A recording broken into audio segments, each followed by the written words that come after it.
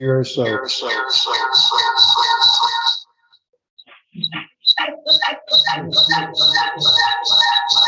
didn't touch anything. It's unmuted. No, it's muted.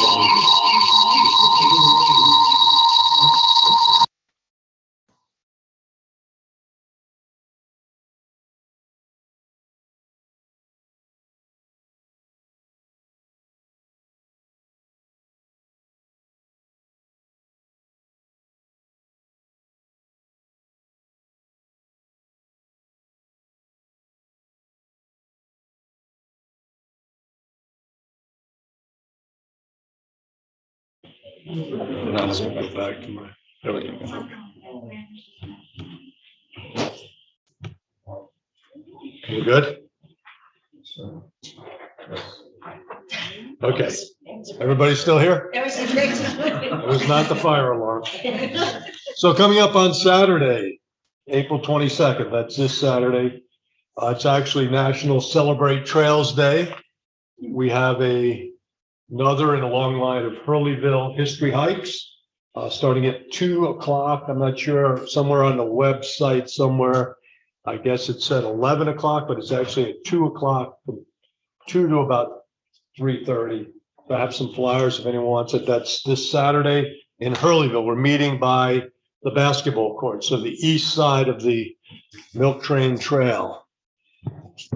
And for those of you who have not been on a history hike, we take it really easy there. I like to call them saunters. We take it slow, we stop, I talk. If you've seen me over the years, you know I really like to talk, so we probably do more talking than walking. And then on Sunday, the next day, 2 o'clock, April 23rd, we have the Highland History Hike, which will be at the Menacing Battleground.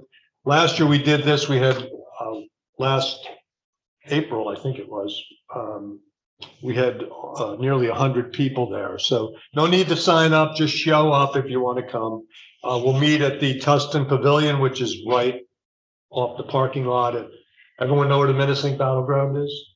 Okay, that's Sunday at 2 o'clock if you're interested. So just quickly, the Saturday walk saunter is on paved level ground, the rail trail. That's what makes rail trails great for hiking. So even though I would advise that you wear some comfortable shoes, even if you have some mobility issues, you're a little unsteady, it's a great place to walk. It's level and paved. The Sunday hike will be a little bit different. The trails are well kept. The ground is mostly smooth, but there are some rough places and there are lots of elevation changes, both up and downhill. So it's a much different walk. We'll take it easy, but it's a different walk on Sunday, and definitely dress for the outdoors. So just a couple of things coming up. I think that's it for the immediate future. So tonight, laughter is the best medicine, the Borscht Belt in American comedy. And I just wanted to mention that you see here, it says copyright 2016. Some of you may think, well, I guess I can leave because I already saw this. None of my presentations are the same.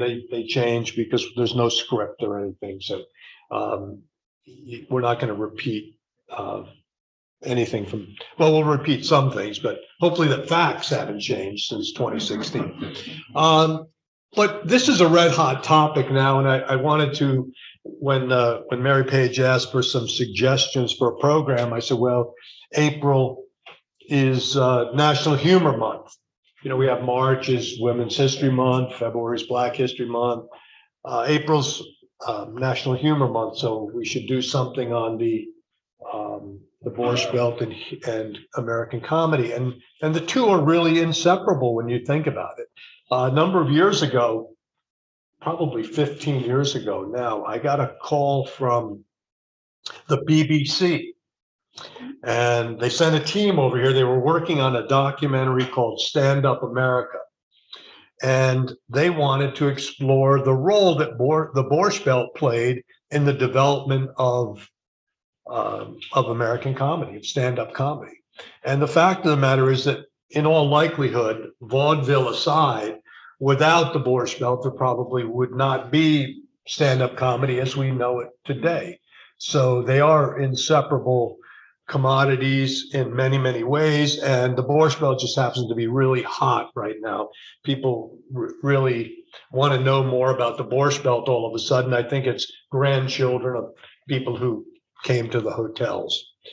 So, you know, when most people think of Borscht Belt comedy, I think they think of people like Henny Youngman and the rapid fire one-liners, and that's probably as it should be, certainly one of the most well-known of the Borscht Belt comics, but there were so many more. And I think it's also important to note that not all Borscht Belt entertainment was comedy. There were lots of other entertainers who worked here in the Borscht Belt. And we'll talk a little bit about that as we move along, but there are some important misconceptions about the Borscht Belt and American comedy that I think we should clear up first.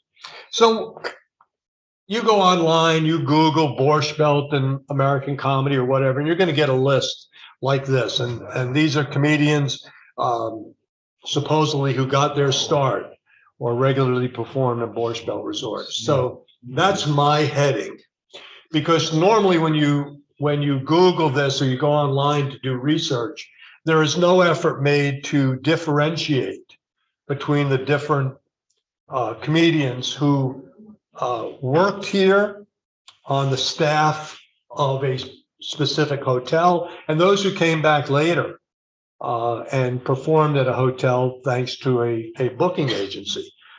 We can come back to this screen, but the point is, and this is what a lot of people seem to blur over, they don't quite grasp that there were two very, very different and distinct eras in Catskill entertainment history. There was the pre-war, pre-television era. So we're talking about the 1930s and 40s, and our golden age is taking shape, taking form. And we'll talk about how the resort industry evolved in a moment. But at that point in time, aspiring entertainers would be hired to work full-time at the hotels. So you had people like Moss Hart and Dory Sherry at the Flagler, Danny Kaye at White Road, Joey Adams at the Nemerson, Henny Youngman at the Swan Lake. And then, completely different from that, in the post-war, post-television years, many of these same stars had now become famous. They're household names because of television. And certainly a hotel couldn't hire them. Even if they wanted a job, they would demand wages that are way too high. And so they would just play a night or a weekend or something at a hotel. So two very different eras and two different sets of entertainers for the most part. So I think in order to understand all of this, we need to understand how tourism evolved in the Catskills. And if you've seen me talk over the last 35 years, you probably have seen this timeline. You're probably tired of seeing this timeline by now, but this kind of explains, it's an easy way to explain the evolution of tourism here in the county. Just quickly, I don't want to spend a lot of time on this. We could do a whole program on the timeline, but county's formed in 1809. It's a very industrial county at that time. We're cutting timber, we're quarrying stone. Eventually we'll be tanning leather. So up until really the arrival of the railroads, all of these kind of extractive industries dominate our economy here.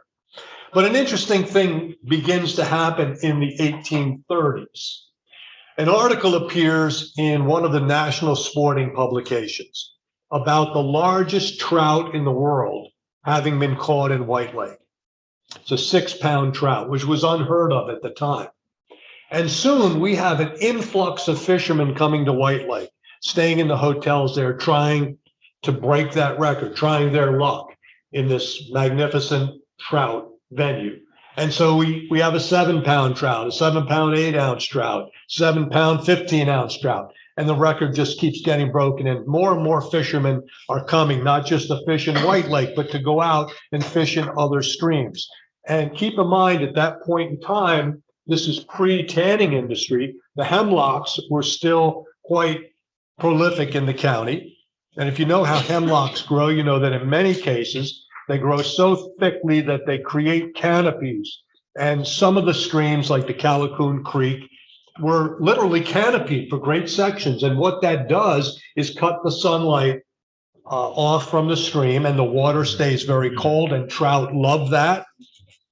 And so these were world famous trout streams. People were coming here. So this is the origin of tourism here in the county. At that point in time, by the way, very, very difficult to get to Sullivan County. We don't have a railroad yet.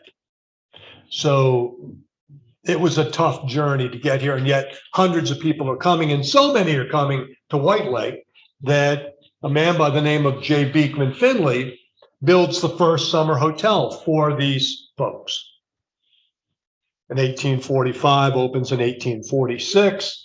Not a successful hotel. Finley was a playboy. He had inherited his wealth from his uncle, John K. Beekman, who owned the Park Theater in Manhattan. He was partners with John Jacob Astor, related through marriage to the Livingston family. Beekman died fairly young, and his nephew inherited his land and his wine collection. And by the way, he went through that wine collection very quickly. Was one of the most well-known party givers in New York City society because of his uncle's wine collection. It seems that John K. Beekman, for the last several years of his life, was unable to drink.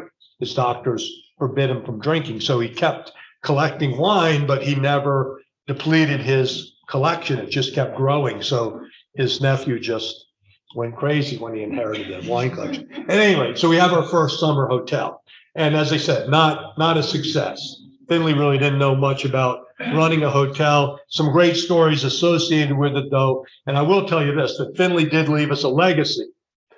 So from being this world record trout source, White Lake, Finley decides that it's such a great boost to tourism to have these fishermen coming that he'll make it even better for them. So he hires a couple of guys, he sends them out to bring back some bass and some pickerel, and they dump them into the lake. He stocks the lake with bass and pickerel. Now, I'm not a fisherman myself, but I'm told that both bass and pickerel love trout.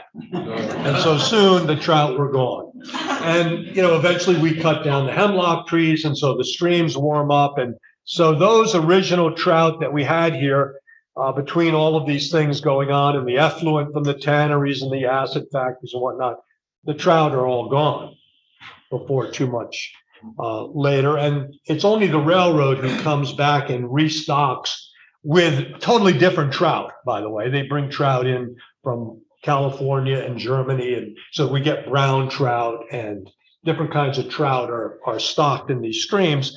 That's Finley's legacy, as he destroyed the trout population in White Lake. But at any rate, that's the beginning of tourism. So we have the railroads arriving, and they begin to promote the hotels. And, you've probably heard, I can do a whole talk about that. But I want to jump ahead for the purposes of tonight's program to 1928. So at this point in time, the most famous hotel in the mountains is the Flagler. When I say the mountains, I'm talking about the Sullivan County Catskills. I'm sure the Catskill Mountain House and all of those Gentile hotels over in Ulster County would probably dispute that, but the Flagler, among the Jewish resorts of Sullivan County, was the most famous hotel. And we had seen this transition from the Gentile resorts to the Jewish resorts happen beginning in 1899. So for those of you who don't know this, prior to 1899, no mention whatsoever of Jewish vacationers, Jewish hotels. They don't exist. You can Google all you want. Go into the newspaper archives. And by the way, if you do find a reference, please let me know. But in 1899, John Gerson begins to advertise the Rock Hill Jewish Boarding House, and we begin to see massive changes in our tourism industry. The Silver Age, which you see here, is 1890 to 1915, collapses. All those hotels, 200 odd hotels from the Silver Age, thousands of farmhouses that were taking in boarders. They're all struggling. They're all for sale. We have an influx of Jewish immigrants buying them up. And they begin to create, through the next 25 years, that transition, they begin to create our golden age. Now, I would argue, and this is definitely arguable, that the real era of the Borscht Belt is during that transition period from 1915 to 1940. I think that once we're into 1940, most of the restrictions at the hotels, and many of you have heard references to no Hebrews accommodated, no Hebrews or consumptives accommodated. By the way, I've never seen any sign at any hotel that said no dogs, no Jews, but that persists, that story. I don't think that's true. But it is true that we had restricted resorts, and they were very blatant about it. It was very commonplace. But after 1940, this ceases to exist. So we don't have restricted resorts. I think the notion of the Borscht Belt, not that we didn't have Jewish resorts, but Grossingers would tell you that during their heyday, probably 1/3 of their clientele were not Jewish. So we have this mix now. So I think the Borscht Belt predates our golden age. And if it does overlap, it's in the very beginning. But at any rate, we go to the 20s now. And the Flagler has become the preeminent Jewish resort. And they're responsible for a lot of trends. For example, the predominant architecture throughout this transition period and even into the early years of the Golden Age was what became known as Sullivan County mission style. It's a very unique type of architecture that we don't find anywhere else. It's kind of a mix of Henry Morrison Flagler's architecture from Florida, this Spanish influence, and the architecture of the Eastern European synagogues kind of mixed together and create Sullivan County mission style architecture. And that's what they're all building. That starts at the Flagler in 1920. And they're responsible for many other trends. But in 1928, for our purposes tonight, they start what is the most important trend. They build a 1,500-seat theater. And for the 1929 season, they hire two young men who have begun to build a reputation for putting on shows, for entertaining guests at hotels, not in the Catskills, but around Moss Hart and Dory Sherry. And that really starts the entertainment wave here in the Catskills. Shortly thereafter, we have Danny Kaye at the White Row and so on. But we're going to talk more about that as we move forward. So again, Silver Age hotels exemplified by this. This is the Wawanda. That was the largest and grandest of the Silver Age hotels. This burned in 1914. And by the way, 1914, an incredibly important year in our history in terms of tourism. As you recall from the timeline that was just up there, Silver Age, 1890 to 1915. Wawanda, most prominent Silver Age hotel, burns in June of 1914. That's a foreshadowing that the Silver Age has come to an end. It's over. And there's a myriad reasons why that's true. We're not going to get into that tonight. But another important thing happens in 1914, that summer, that foreshadows the Golden Age. And that's the arrival of a Jewish immigrant family from New York City. Like many others, they were living, toiling on the Lower East Side, unable to really get ahead, barely scraping by, and the patriarch of the family falls ill. And at that point in time, if you were sick in New York City, living in the overcrowded conditions, doctors say go to the mountains. And that's what the railroads were promoting. And so they come up to Sullivan County with the intention of farming. He was a farmer in Europe. He figures that's what he'll do here. Forgot to check with some of the old timers who would have probably told him, how do you tell when you get to Sullivan County?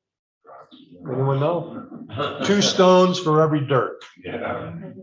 So farming was kind of a bust for them. But that first summer of 1914, they do take in, by the way, they bought a farm for $450. They got some help from the Jewish Agricultural Society. And they took in 9 boarders that first summer, and they make $81. That's a windfall for them, and they decide this is the future.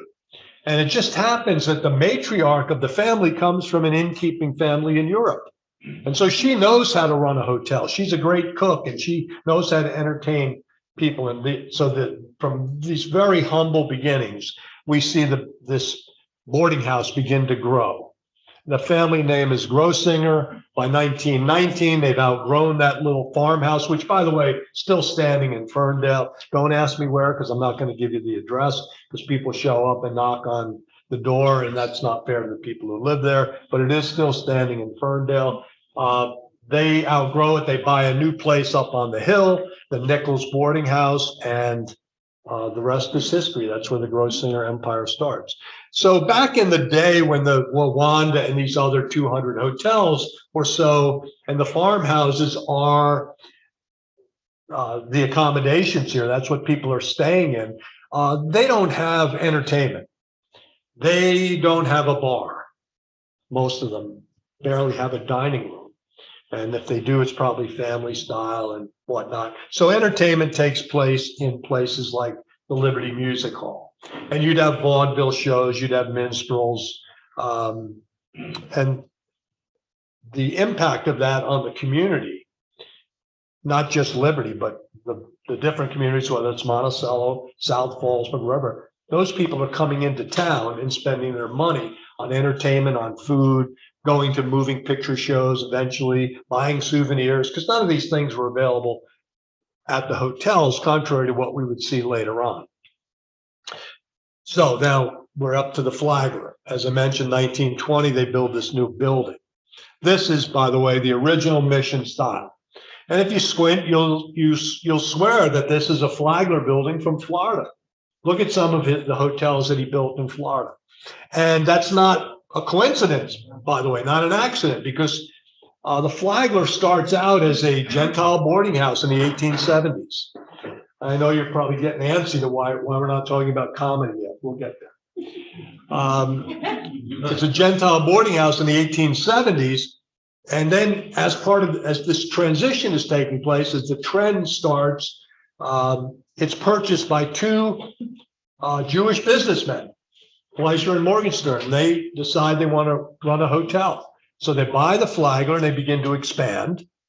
And one of the first things they realize, and they're very sharp businessmen, and they realize that a lot of the guests are coming up to them and saying, we'd like to meet Mr. Flagler. Is he around? Where's Mr. Flagler? And they think that the hotel was built or is operated by Henry Morrison Flagler, one of the wealthiest men in America. They want to rub elbows with the guy. You know, I used to own a hotel called Eddy Farm, which was named after an eddy in the river. And people would always come up and say, by the way, I'm getting a discount. I spoke to Eddie. Promised me a discount. So right away I knew that. Okay, that's not true. No Eddie. But anyway, Flagler had nothing to do with that hotel. It had been built by a man named Nicholas Flagler, who was actually a tanner in Fallsburg, related to the Palins, who were the big tanners in Ulster, Greene, and eventually Sullivan County. But Fleischer and Morgenstern knew that it was good business not to discourage that notion. Let people believe that. And so they decided when they have to build their new building, let's build a building that looks like Flagler's buildings. We'll keep this myth going. You know, like it or not, the Catskills were in many instances smoke and mirrors. You know, we thrived on Hollywood sets. We convinced people that this was a great place to come. A lot of the hotels were pretty schlocky. Flagler was an exception. But anyway, they build this building, and now because the Flagler is the most prominent and most successful hotel in the mountains, everybody wants to be like the Flagler. Because think about it, if you can't stay at the Flagler, and this used to be said at the Concord and Grossinger, if you can't stay at the Flagler, you want to stay at a place that's right nearby or a place that looks just like it. right? So everybody wanted to copy this style. And as I said, so now the Eastern European synagogue influence mixes in, and we get a little bit different take on the mission style. Here's the Flagler building from a little bit different angle. And that's what the old buildings would have looked like. These are all these Victorian wood frame buildings. So the new building is stucco. It's got those parapets on the top, which, if you squint, you see the Alamo, right? That's the Spanish influence, and the Palladian windows. So every hotel building and many other commercial buildings, walk up and down Broadway in Monticello, the buildings that are built after the 1919 fire, the second big fire on Broadway, those are mission style buildings. So every hotel building pretty much that's built in Sullivan County between 1920 and 1935 is built in the mission style. And then by 35, the Flagler is no longer the most prominent hotel in the mountains because Grossinger's has ascended now. They've made themselves the most famous and the most successful. And they break away. They don't build mission style anymore. They have some mission, and we have pictures of their mission style, but they begin to create that half timber Tudor style look. Some people call it Alpine, some people call it Tudor. That becomes very distinctive, and we see other hotels copying that. So the Tamarack and the Windsor, they copy that Grossinger architecture. So in addition to building this 1,500-seat theater, the Flagler hires Moss Hart, who is a pretty talented guy, goes on to pretty successful career in show business. And by the way, hated the mountains, denied he ever had anything to do with the Catskills for the rest of his life. And his wife, Kitty Carlisle, anybody remember What's My Line? Show your age now. Wasn't she on What's My Line? Or was she I've Got a Secret? Well, one of them.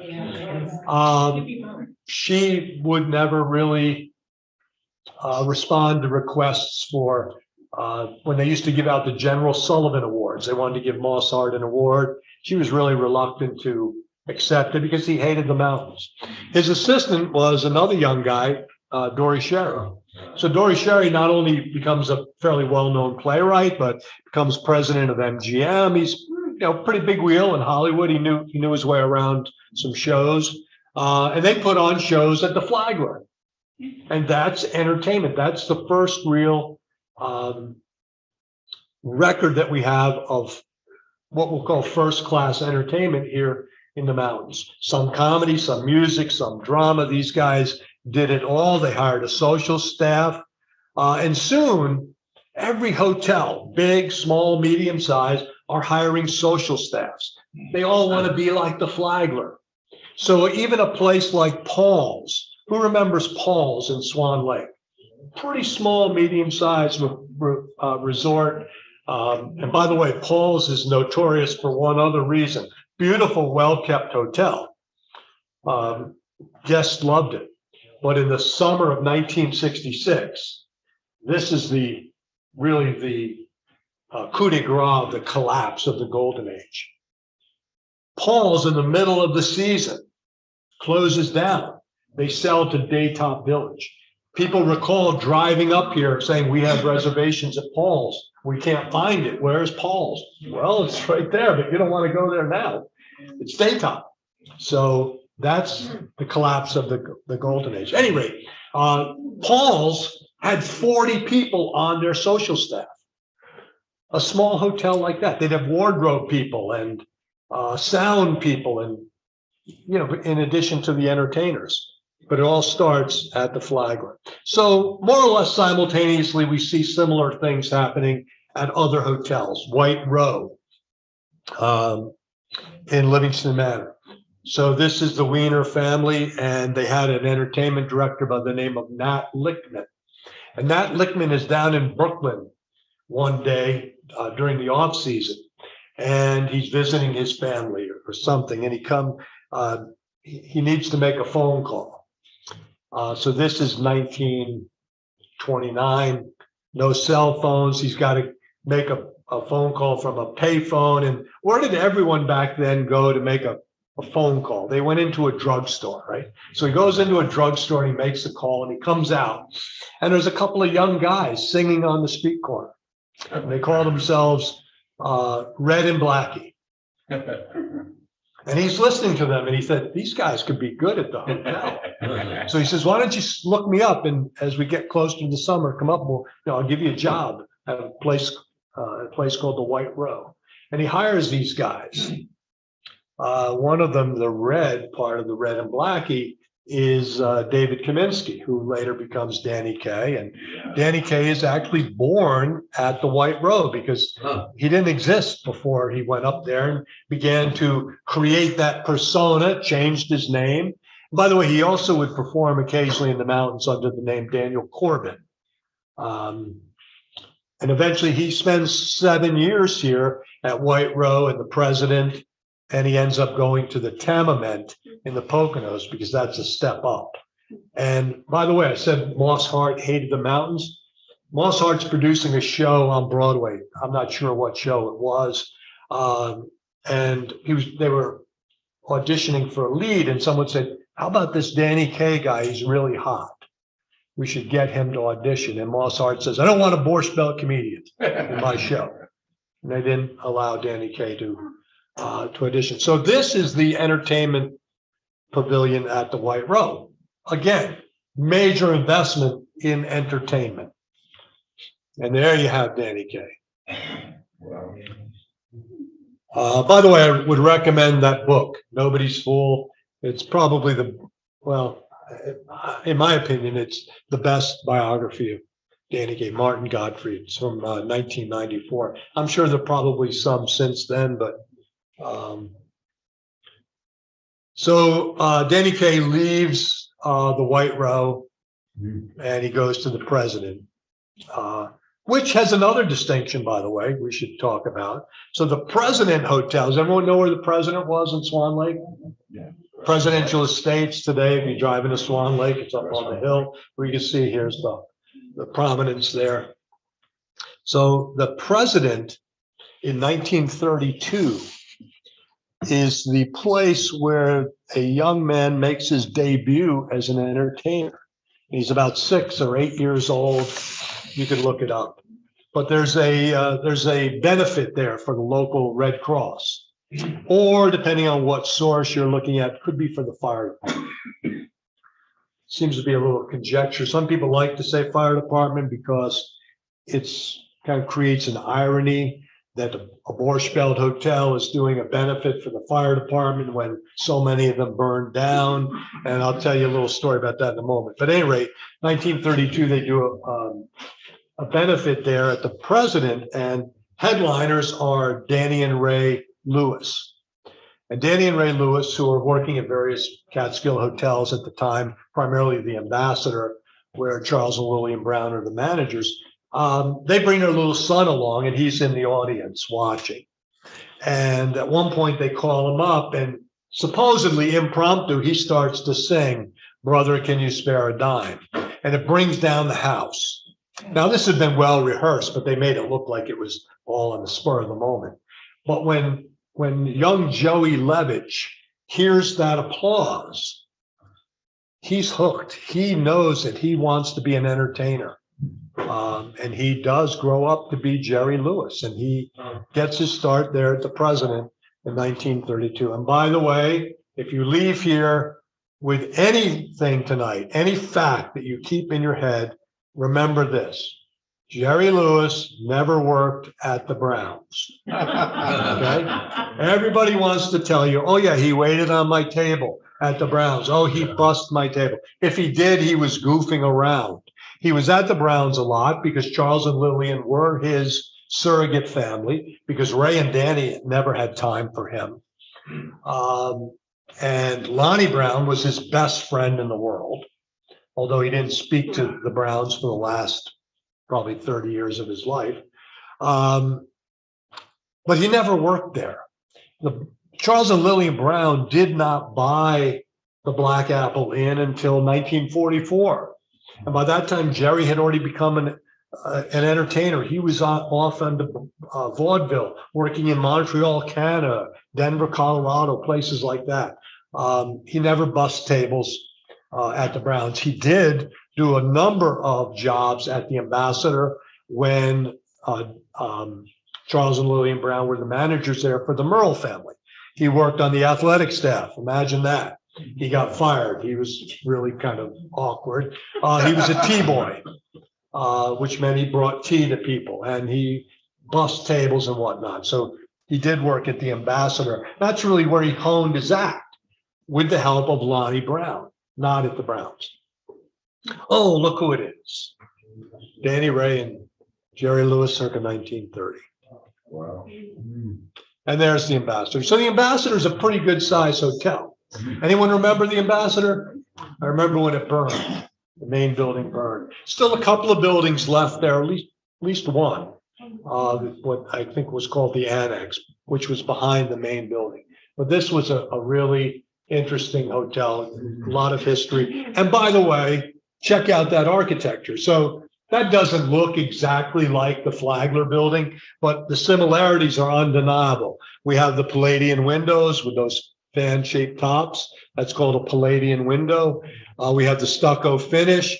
The name of the hotel is usually up here in the middle. We have these little flourishes up here. So this is more of a Sullivan County mission style, which has now evolved from the Flagler. So this is probably around 1930, this picture. There's the Browns. And again, that's the Black Apple Inn until 1944 when Charles and Lillian buy it. And you will note, again, stucco, they've started to try to emulate the mission style. They haven't gotten too far yet, but you can see they've picked up those little arches here. And here we've got these two interesting towers, which, if you remember, were part of the Browns forever, and even Grandview, when they redid the Browns as Grandview, they brought those back with the blue, looked like tarps. I don't know if it was, but those towers were an undeniable part of the Browns. And there's what it looked like later as we get into the golden age, and we've now forsaken mission style architecture, because not only did Grossinger's break away and start this whole trend toward Tudor, and a lot of hotels copied that, but when the Concord is purchased by Arthur Winerick in 1935, he becomes enamored shortly thereafter with a young architect down in Miami Beach by the name of Morris Lapidus. And he brings him up to do these very modern buildings that look like the Fontainebleau in Miami Beach. And so we begin to see this modern type architecture like this building here. But there's the two towers are still there. But the building's been remade. It's not a Lapidus building, but it could be. It's got the Lapidus influence. By the way, Grossinger's used that Lapidus. He designed some things there and some other hotels here. So the Browns, Charles and Lillian, capitalized on their relationship with Jerry Lewis, big time. Some of you may recall, as I do vividly, the billboards on Route 17, my favorite resort, the caricature of Jerry. So let me tell you a little story about this Jerry Lewis Theater Club.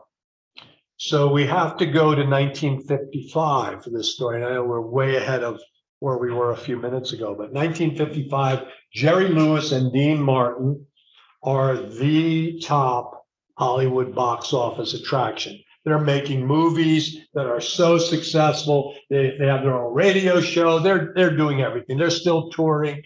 These guys are great. There's only one problem.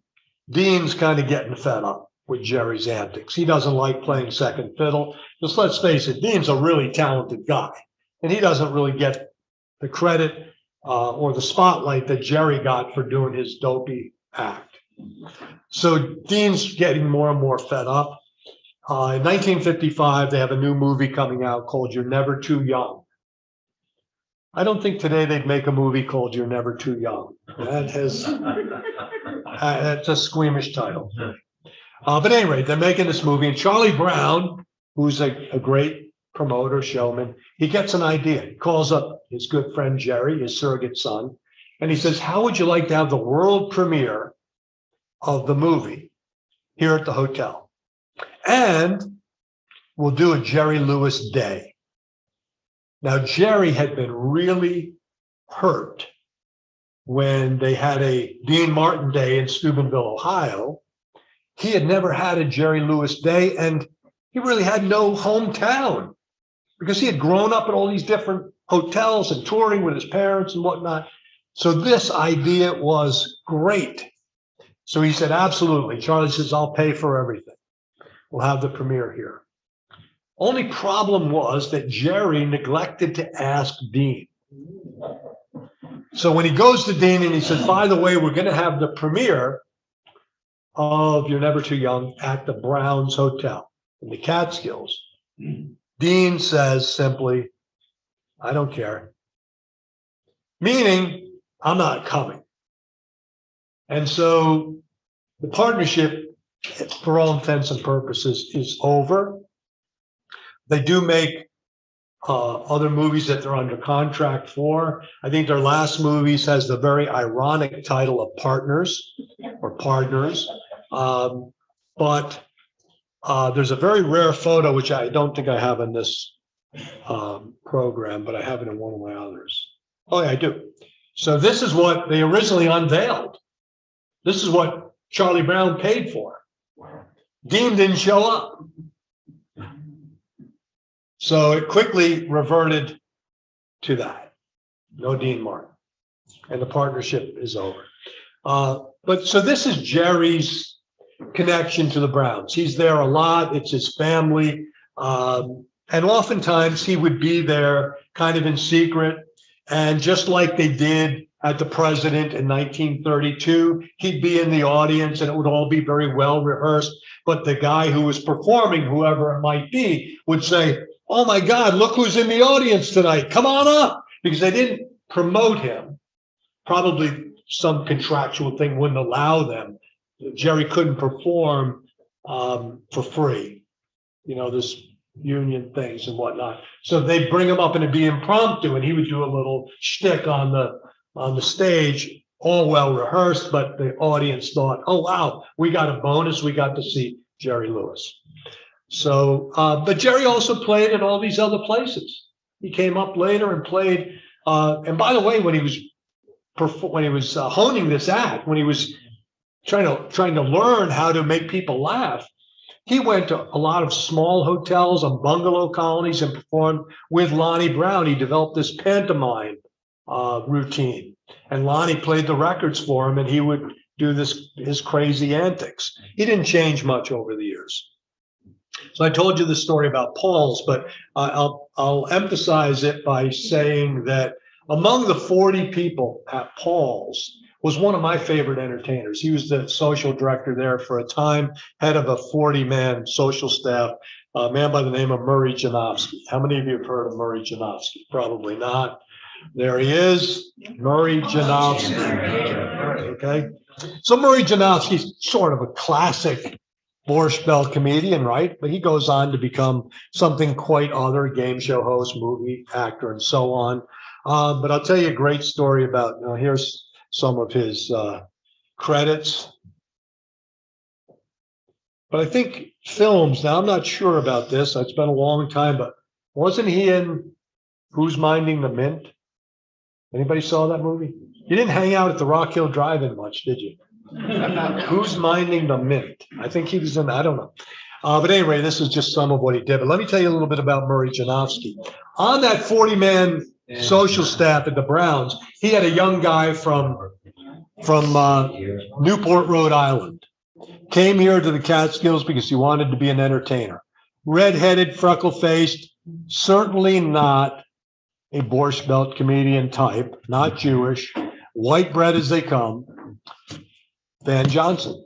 So Van Johnson's on the social staff. Murray Janofsky is the social director, and they're rehearsing for a show. It's going to be Van Johnson's first public performance. He's never performed before an audience. How many of you have heard the story before? Good. You probably forgot it. So they do a thing called the restaurant routine. So Murray Janofsky, as the social director, as the veteran, he's supposed to get the laughs. Van Johnson's just the straight man. He's got just very little to do in the sketch. He's the customer in a restaurant, or maybe it's a hotel dining room, whatever. The waiter comes up to him and he says, "How you doing tonight? We're gonna start you off with some soup. What kind of soup do you want? We have two kinds of soup tonight. We have chicken soup. We have pea soup. Which do you want?" And Van Johnson is supposed to say, "I'll have chicken soup." And then the waiter is supposed to say, "One chicken soup." And then Van Johnson is supposed to say, "You know what? I've changed my mind. I'll have the pea soup." And then Murray Janofsky is supposed to say, to great laughter from the audience, "Hold the chicken and make it pea."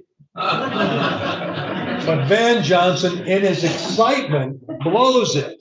And he says, when Murray Janofsky says to him, "We're going to start you off with some soup. We have two kinds of soup. We have chicken soup. We have pea soup. What kind of soup do you want?" Van Johnson says, "Hold the chicken and make it pea." Steals the line, and Murray Janofsky is enraged. Van Johnson only lasted that one season. But in great contrast to Moss Hart, Van Johnson came back later and he said he loved it here. He said, "First of all, I ate my first bagel in the Catskills, and I love bagels now." And he said the Catskills was the finest all-around training ground since burlesque. So he had a good experience here, and he did not shy away from it. So obviously we've gone through a lot of anecdotes, and here's that routine. This is, by the way, I took this out. I wasn't there for this routine. I took this out of Joey Adams' book, The Borscht Belt. And a lot of what we know about entertainment at the resorts, this is a very underrated book. It was one of the first books written about the hotels here in the county, and one of the first to popularize the name the Borscht Belt, although did not coin that term, but really brought it into the public consciousness. At any rate, the Borscht Belt by Joe Adams, he has this routine. So who are some of the other hotel entertainers? We had Alan King, who as a young man works at the Gratis Hotel in Kiamish Lake. Anyone know where the Gratis was? Still some remnants of it there across from the lake. I was right next door. Okay. So famous story about Alan King. He's 15, 16 years old. He gets to go out one night and entertain. He goes on stage, and he really does a good job. He's a pretty funny guy. And so he decides that they like him so much, he goes to the owner of the Gratis and he says, "I did really well tonight. I think I deserve a raise." And the guy said, "Get out of here. You work one night, you want a raise, you're not getting a raise. You're lucky I don't fire you for asking." So the next night he goes on stage and he says, "Learned a valuable lesson today. The lesson I learned was when you work at the Gratis, you work for gratis." He did get fired. So that's Alan King. He also worked at the New Prospect Hotel in Mountaindale after he got fired. Red Buttons. So Red Buttons works at the Beer Kill Lodge and other places, and I think his uncle owned the place. It's how he originally got hired. Joey Adams tells some great stories, but I mean, what a talented guy. You know, yeah, Borscht Belt comedian, but so much in addition to that. Great entertainer. I think probably an Academy Award, maybe a Grammy. He's a well-rounded guy. By the way, Aaron Schwat was his real name. So here's the troubling thing. Well, we see this in promotional booklet for the county. They just lump all these guys in together who, supposedly started in the Catskills. You got Joey Adams and Jerry Lewis and Sammy Fain. Great story about Sammy Fain. So much like Jerry Lewis, Sammy Fain never really worked in the mountains, and yet he entertained here quite a lot. And here's the story about Sammy Fain. He becomes a fairly well-known music writer. He does songs. He's won Academy Awards for some of his stuff.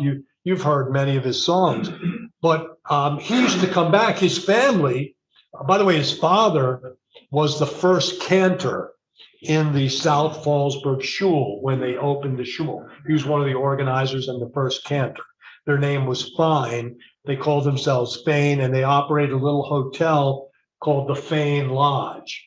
So I don't know if any one of you remember the Village Inn in South Fallsburg, or it had a lot of other names, but the Fain Lodge was in that general area in the back off the road a little bit.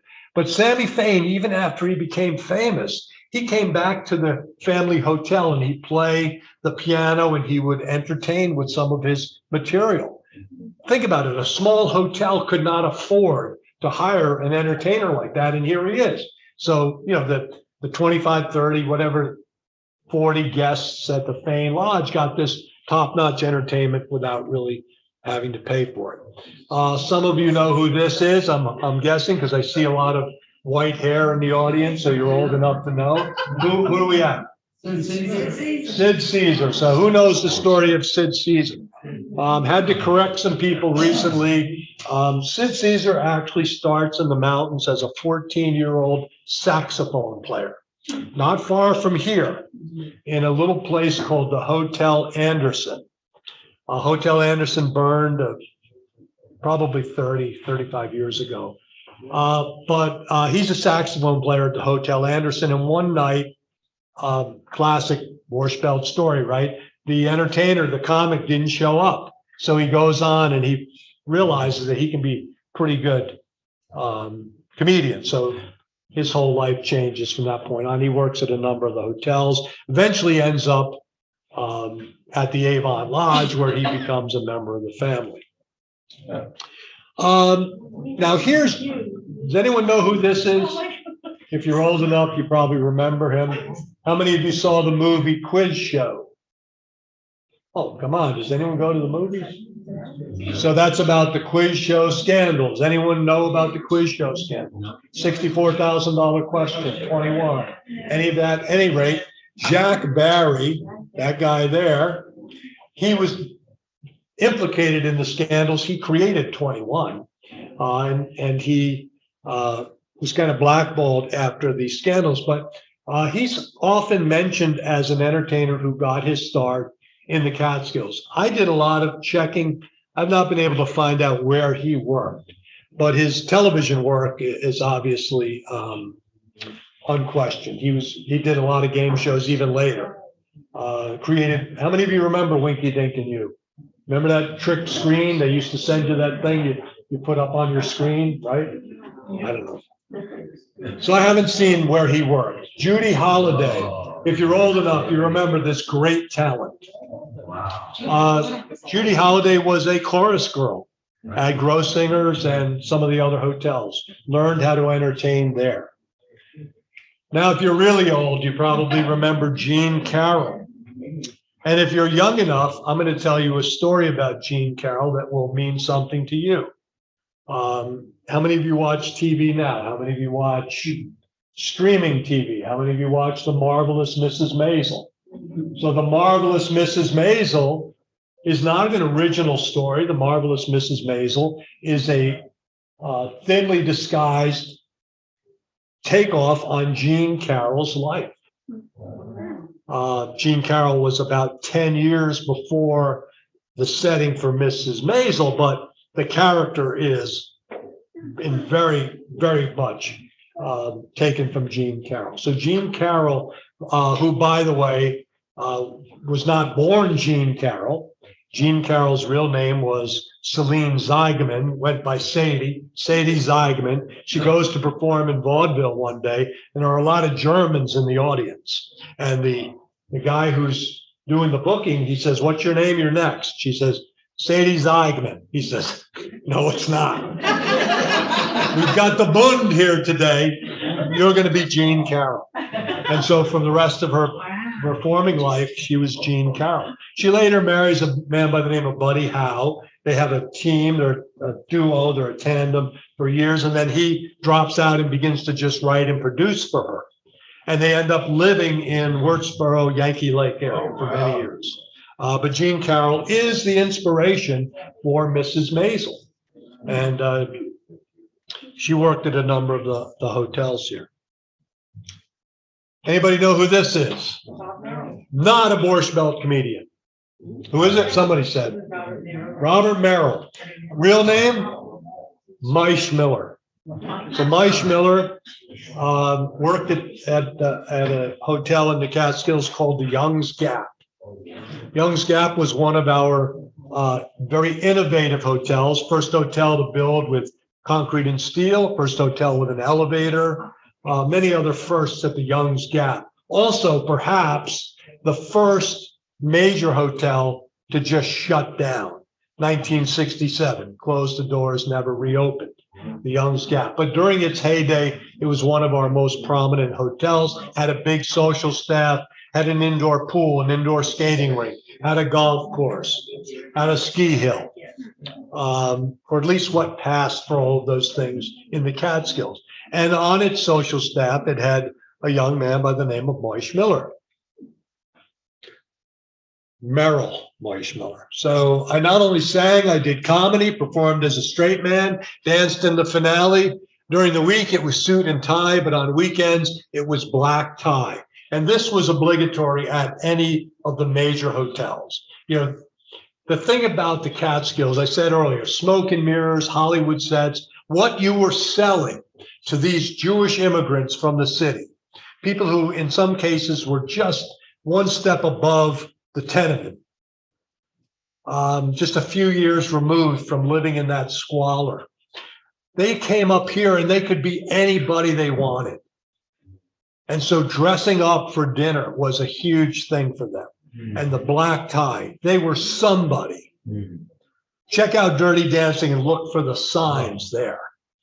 Right? That movie, of course, was made in the 80s, so it had the advantage of being able to look back at what actually happened. But it's set in the 1960s when things are coming apart. And Kellerman knows that. What does Kellerman say? Look at these kids. They have no idea that this is all coming to an end. He said, kids don't want to come to the mountains and take foxtrot lessons. They want to go to Europe. 21 countries in 5 days. That's what they want. He knows it's over. Of course, the problem is that there weren't very many hotel owners who realized that. Some did, and they began to develop this fortress hotel concept, which is another story. And they were able to survive for another few years, in some cases, another decade, or even two in other cases, depending on how big they were, how much cash flow they had. But it was over by the 60s. But at any rate, black tie was kind of dear regard. And this is 1938. He worked at Young's Gap. Yeah, Shelley Winter, okay, or also known as Shirley Schraft. And she was a chorus girl at Gross Singers. That's where she started, and never ever shied away from telling people about her start here. How she came from nothing. In many ways, a very similar story to Jean Carroll. So unlike Mrs. Maisel, Jean Carroll actually started performing as an 8-year-old. And she did it because her family was destitute. Her father had become an alcoholic, and he was not supporting the family. So as an 8-year-old girl, she went out and began to bring money in. And she said later that she realized that in a Jewish family, being the breadwinner gave you certain status. And by the time she was 11 or 12 years old, she was able to tell her father, there's the door. And she kicked him out of the house. But she started because of economic reasons. Same thing with Shelley Winters. Comes from very poor beginnings and becomes an entertainer in hopes of making a living. And this was kind of a common story. Now, this is one of my favorite Borscht Belt comedy stories. You all know who this is, I'm assuming, right? And if you don't, then you're not listening to the right kind of comedy. This is Robert Klein. So he does, kind of intellectual comedy, right? So Robert Klein was never a performer on the staff of any Catskill resort, although he did work in the Catskills. And he worked at a place called the Alamac. How many of you remember the Alamac in Woodridge? So the thing I remember, two things about the Alamac that I remember as a little kid. You come down Glenwild Road into Woodridge, and there's that stoplight there at the base of the hill, right? On the right, there was a series of basketball courts with Alamac on the backboard, and there was a huge swimming pool. That was the Alamac. So Robert Klein worked as a young man at the Alamac. He's a busboy. He's also a lifeguard. And if you read his book, I think it's called The Amorous Busboy of Decatur Avenue or something like that.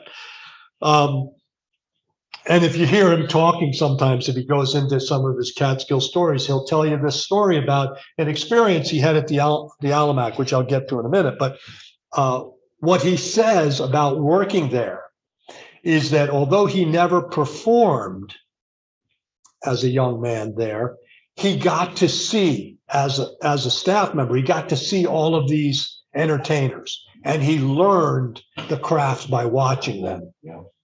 And that's a story you're going to hear again in a moment. But his best story about the Alamac has nothing to do with comedy, although he tells it in such a way that, as potentially tragic as it was, it's kind of funny. So he's a lifeguard in the Alamac pool. I like to think that I might have even witnessed this whole incident as I'm riding, I should say, with my parents down Glenwild Road and looking at that pool many, many times going through Woodridge. At any rate, he's the lifeguard at the pool at the Alamac. And this one particular day, a young boy disregards that famous mantra, you don't go swimming for 1 hour after you eat, right? He goes in, he starts to drown. And Robert Klein jumps in and saves the boy's life, resuscitates him, whatever, and he saves his life. And a little bit later, after the commotion dies down, the boy's parents come over and they say, "We really appreciate you saving our son's life." And they hand him a $5 bill. He says, "I often wondered, if the kid had drowned, would they have tipped me?" And I did the same thing. $5? So, that's his kind of humor. But anyway, that was his experience at the Alamac. He got to observe all of these entertainers, these comedians, and that's how he honed his act. That's how he created his act. And that's the same story that this young man tells, or not so young man anymore, but Jerry Seinfeld.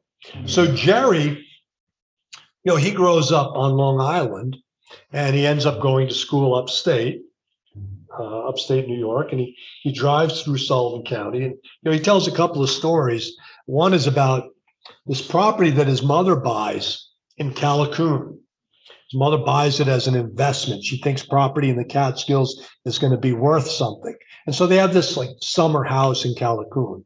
And he's on his way to college one day, and he starts to make these plans that he can use that house during the off season to bring young ladies there to entertain. And so he makes all of these elaborate plans. He has the house set up just right. There's only one thing that's constantly missing. He can never get a woman to come. So, but he tells the story that, so after he leaves, I think he went to Oswego, and he leaves because he decides he wants to be an entertainer. So he goes, I think, to Queens College. but he decides that the only way to learn to be an entertainer is to take the Robert Klein route. And so he constantly sneaks in to the Brickman to watch the performers. And that's how he learns timing and how to create a set. He learns all this by watching comedians at the Brickman. And I'm sure most of you know where the Brickman is, where it was. One of the best kept, most beautiful hotels in the mountains, and one of the last to close, but a great little hotel. And Jerry Seinfeld freely admits that's where he learned to be an entertainer. And this was the Brickman, maybe in its heyday. So you see they're still playing softball. They have horseback riding. They had clay tennis courts somewhere. They may be there. But you can see they've already started the transition. So if you look carefully in the center of the picture, you can see the old Mission style. I don't have it in this particular program, but I have a great picture of the Brickman from 1930, where it is decked out in the purest Sullivan County Mission style. The name of the hotel up at the top of the parapet, the Palladian windows, the stucco. It is the classic example of Sullivan County Mission. That's the building there. It's starting to change a little bit, but you can see that right next to it, we're already transitioning to the Lapidus-inspired modern buildings of glass and concrete and a lot of steel and the squareness. How many of you know what the Fontainebleau looks like? Have you ever seen pictures of it? Yeah. Or maybe the Eden Rocky did down there. And if you look at some of the buildings at the Concord that used to be there, they're almost identical. Even that stairway, that famous stairway at the Concord, that was the stairway at the Fontainebleau. It was the exact same thing. They were all Lapidus-inspired buildings. So we'll close with a few Catskill jokes, classic Catskill jokes. Last year, I took my wife on a trip around the world. This year, she says, let's go someplace else.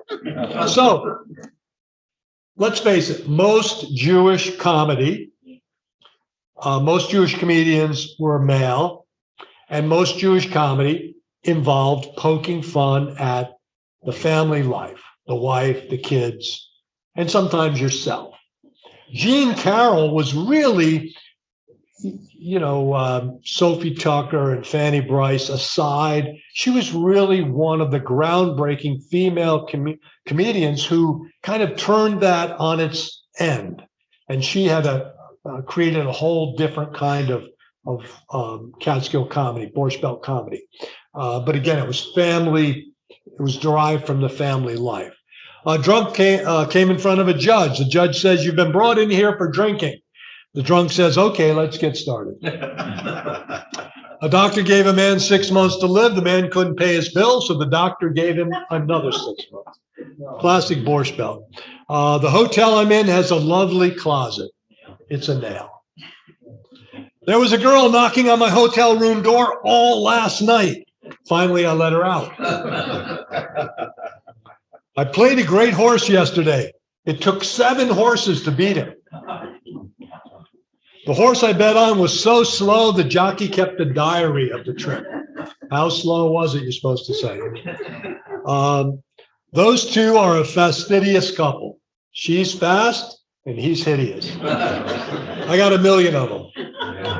But that's just a little to whet your appetite. So go online, and if you Google Borscht Belt comedy, or Google American comedy, you're going to see the influence of the Borscht Belt on American comedy. Let's go back to the very beginning. And I mentioned to you that a number of years ago, I get a phone call from the BBC, and they come here and they want to understand. Again, they're from Great Britain. They know nothing. They want to understand, how did the Borscht Belt, how did these hotels influence American comedy? But while they're here, and I tour them around, and I take them to all these closed hotels, and I tell them stories about the golden age when we had 538 hotels and 50,000 bungalows and 1,000 boarding houses. And now all we're seeing are these dilapidated, boarded up, closed hotels or ruins in some cases. And they want to know, like, what happened? How did it all come to an end?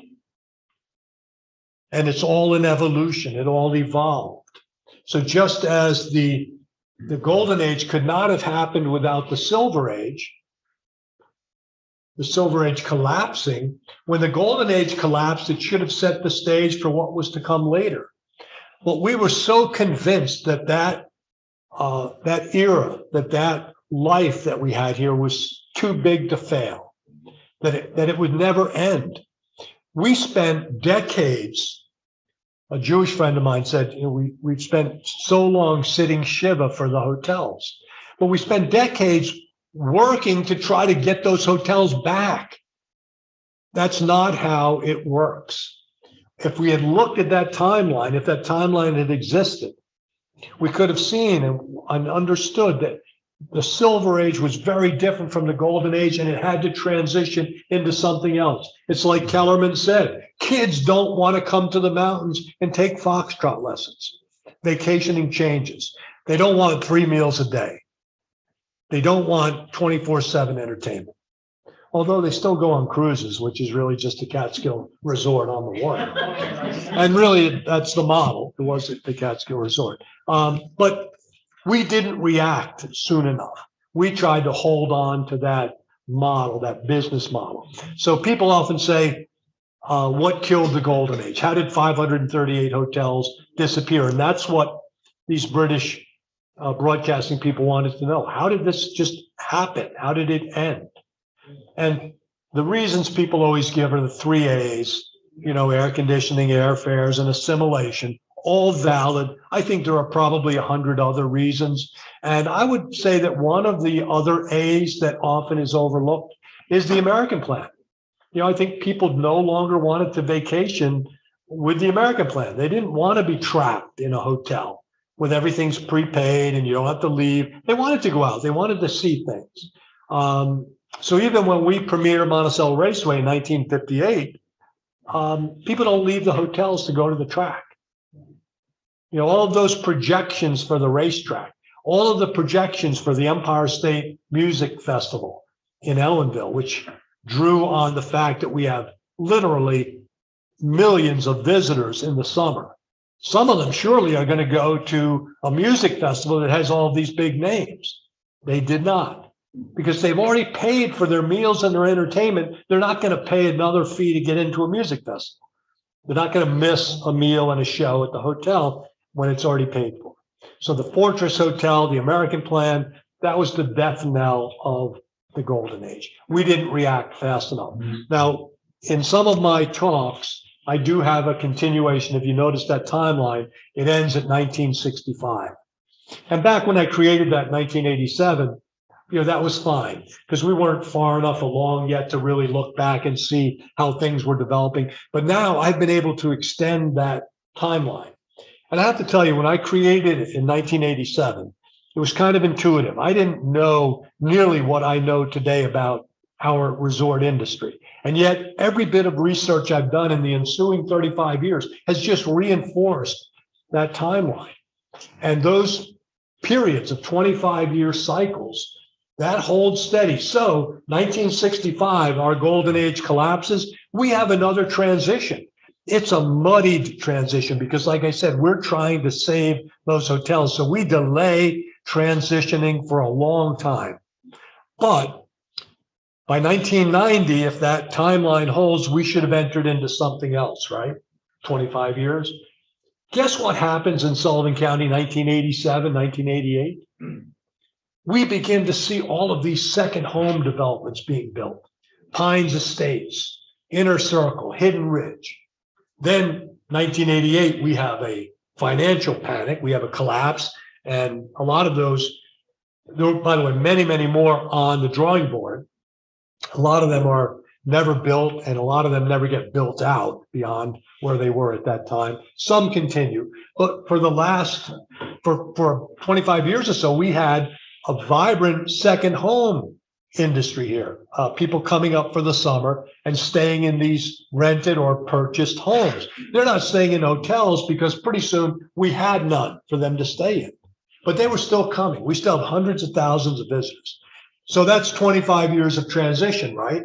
Which would take us to, do the math, 2015. What happens in 2015? I'm not saying that I'm prescient and I'm a genius, but 2015, we get a casino.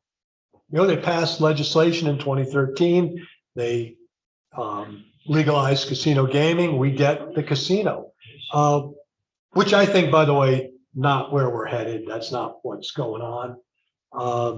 We're in a transition. That's just an attempt, but I don't think we're going to head down that road. There are lots of other hotels that have been built since, and they're much different.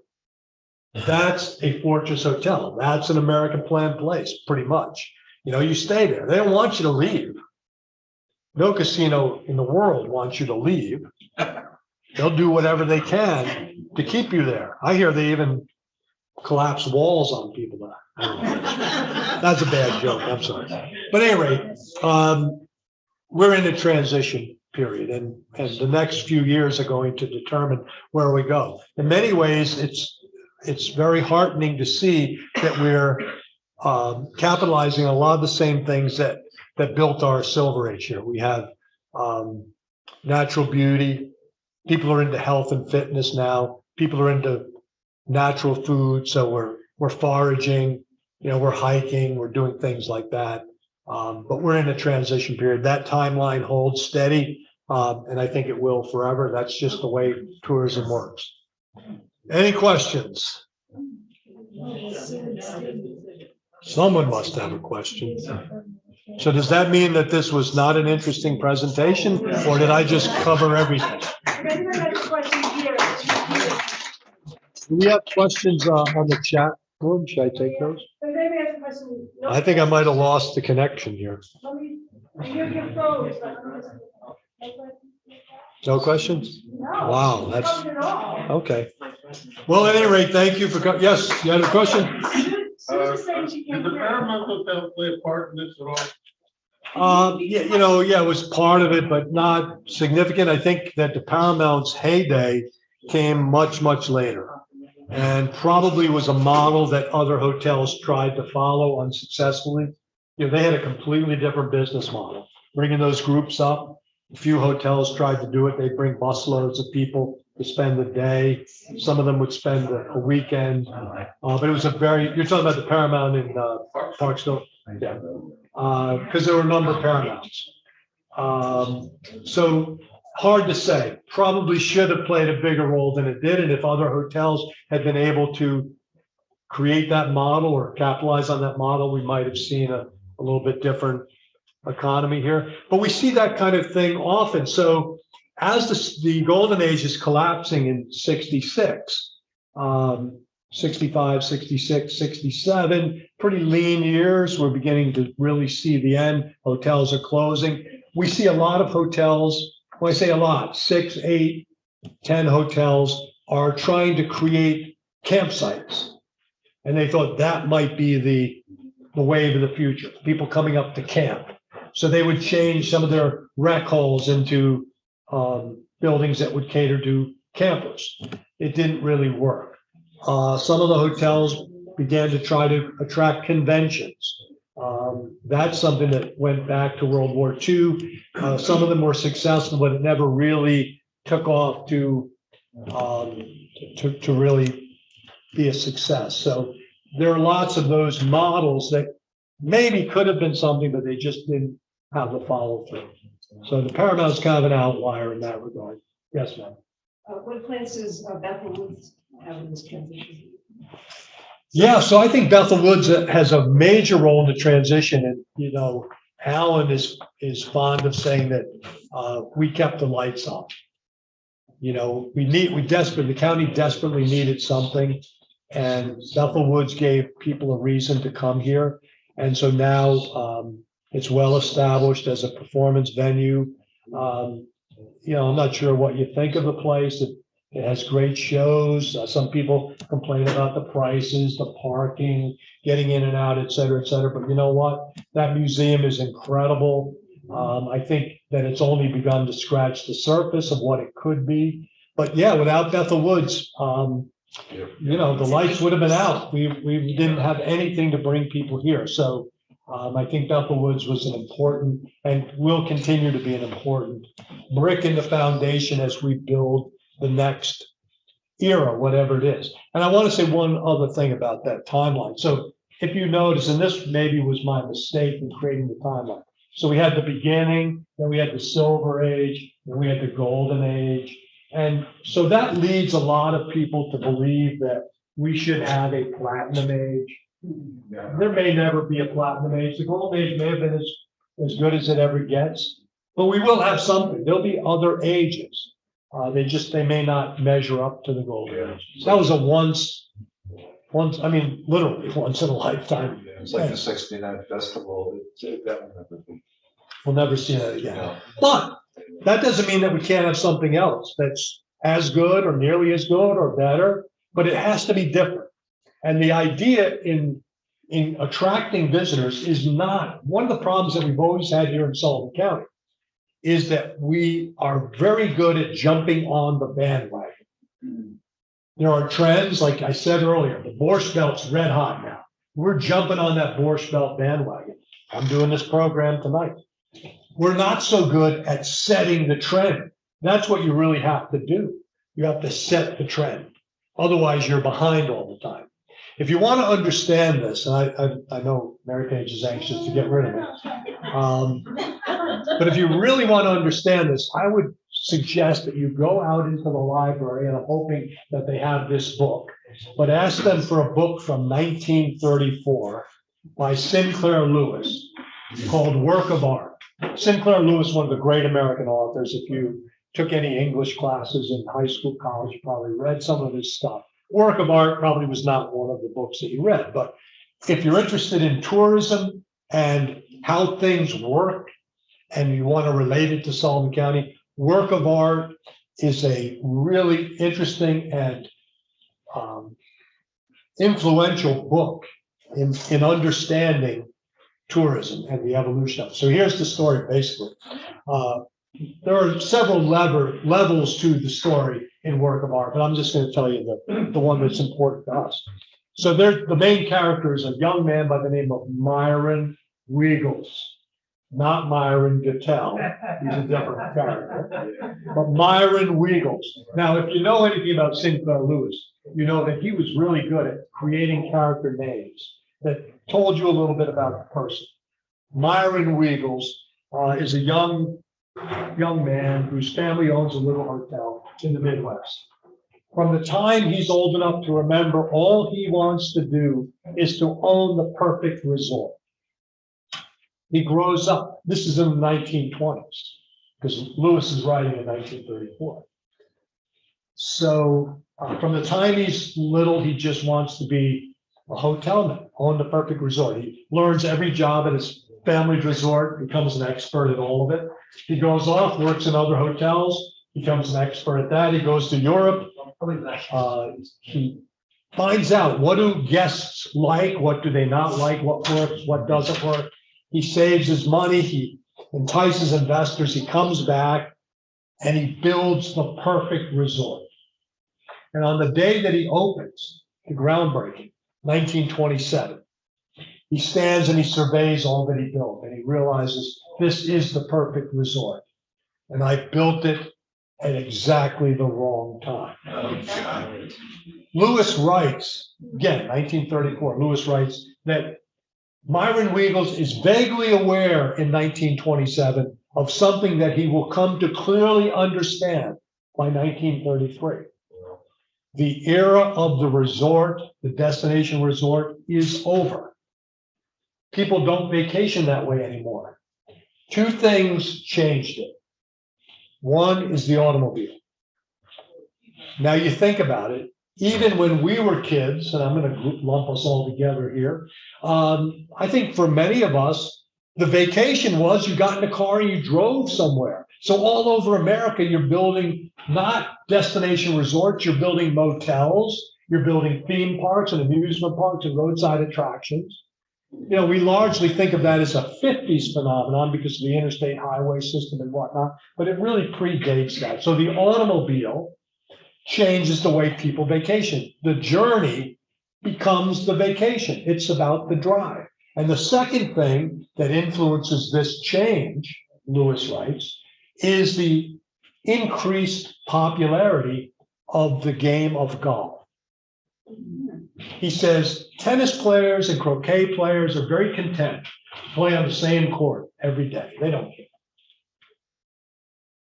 But golfers always want to know what other course is out there. Where else can I play? And they want to go here and go there. So if you think about it, when golf was in its heyday, post Tiger Woods, you had places down south that were offering, 5 rounds on 4 courses in 3 days or something like that. And that was a model that the Catskills could have jumped on. We had great courses here that survived from the golden age. But guess what kept that from happening? The hotels didn't want to cooperate with one another. They were only concerned with their own survival. And so we never could get that golf passport going until it was way too late. Really good at jumping on the bandwagon, not good at setting the trend. So this evolution trend starts way back in the 20s. I think we were late to that. So we don't build motels in most of Sullivan County until we're into the late 50s and early 60s. We begin to see motels cropping up here and there. We begin to see amusement parks and theme parks being built because prior to that, we had all these hotels. No one was building a motel in Sullivan County. Some of the hotels built motel style buildings.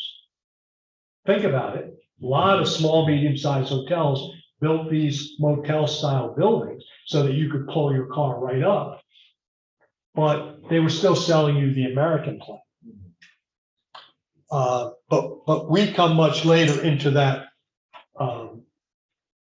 trend, I think. And I got to believe that the reason for that is probably demographics. Most of our people are coming from New York City.